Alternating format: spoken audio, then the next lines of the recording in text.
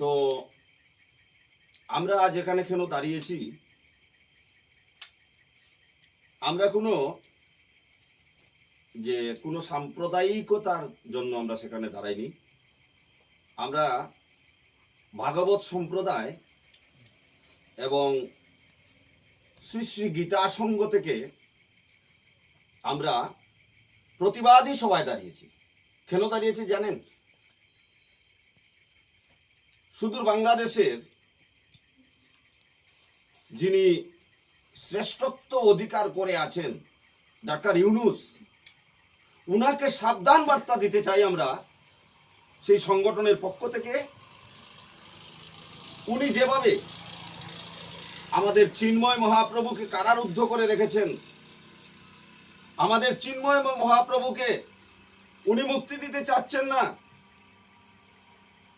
সেজন্য আমরা আজ দুঃখে জর্জরিত হয়ে দাঁড়িয়েছি।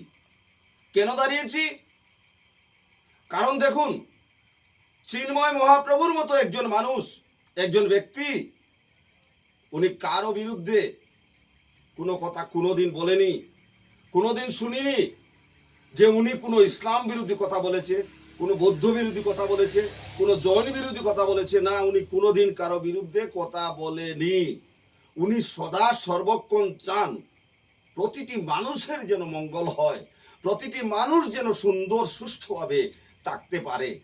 উনি এই নিয়েই কথা বলেন। ওনার ডাকে লক্ষ লক্ষ পাখিরা পর্যন্ত এসে উপস্থিত হয়। আর উনাকে সেই ডাক্তার ইউনূস, উনি জানে না যে উনি কত বড় ভুল করতেছে। আমরাও ছাড়বো না। আমরাও সেই ভাগবত সম্প্রদায় এবং গীতা সংঘের যৌথ পরিবেশনায় আমরাও রুখে দাঁড়াবো। আমরাও প্রয়োজন হয় সুদূর বাংলাদেশে গিয়ে বসবো, আমরা দেখব, আমরাও বসে থাকবো না। কারণ হিন্দুদের উপরে যেভাবে অন্যায় অত্যাচার আজ দেখেছি, মোবাইলে কোনো সময় দেখা যায় যে ইসলামেরা দাঁড়িয়ে হিন্দুদের মন্দির পাহারা দিচ্ছে, কিন্তু সেটা শুধু নাটক করছে। ওরা কি করছে? একটি মন্দির পাহারা দিচ্ছে আর 10টি মন্দির ভাঙছে। ওরা কি করছে? 2টা হিন্দু নারীকে পাহারা দিচ্ছে আর 10টা হিন্দু নারীকে নিয়ে ধর্মান্তরিত করছে। এই কি ইসলাম? এর নাম কি ইসলাম? ওরা বলে ইসলাম নাকি শান্তির ধর্ম, সেটাই নাকি শান্তির ধর্ম। কোন হিন্দুকে দেখান যে কাউকে মেরেছে, কাউকে আঘাত করেছে, কারো লুণ্ঠন করেছে, কোন নারীকে অপহরণ করেছে, শুধু ইসলামই করেছে।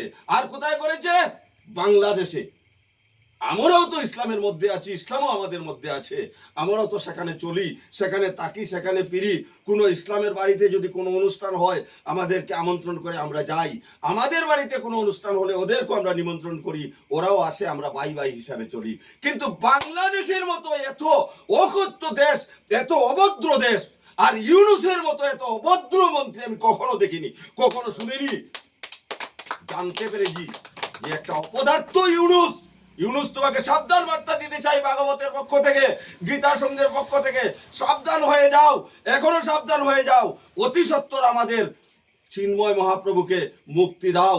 যদি মুক্তি দাও না, তবে আমরা বসে থাকবো না। আমরাও সারিবদ্ধভাবে আমরা কিন্তু আসবো সেই বাংলাদেশে। আমরা দেখবো বাংলাদেশের কতটুকু ক্ষমতা, কতটুকু শক্তি। আমরাও পিছু হাঁটবো না। আর বেশ কিছু বলতে যাচ্ছি না। ইউনূস, তোমাকে আবার সেই 2টি সংঘর পক্ষ থেকে সাবধান করে দিচ্ছি, অতি সত্বর আমাদের চিন্ময় মহাপ্রভুকে মুক্তি দান করো, নতুবা তোমাকেও আমরা কখনো ছেড়ে কথা বলবো না। আমরা আসবো কিন্তু বাংলাদেশে। আমরা দেখবো কত বড় শক্তি বাংলাদেশের।